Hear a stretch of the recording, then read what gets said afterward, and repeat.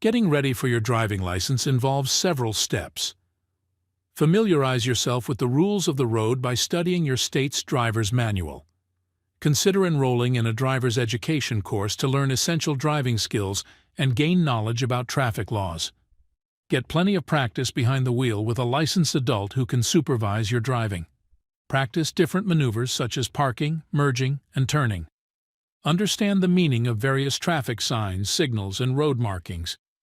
Gather necessary documents such as proof of identity, residency, and completion of driver's education, as required by your state's Department of Motor Vehicles (DMV).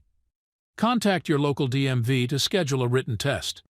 Study diligently to pass the test, which typically covers traffic laws, road signs, and safe driving practices.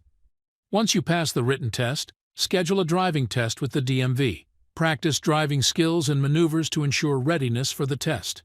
Ensure the vehicle you'll be using for the driving test is in good working condition. Familiarize yourself with the vehicle's controls and practice driving in various conditions.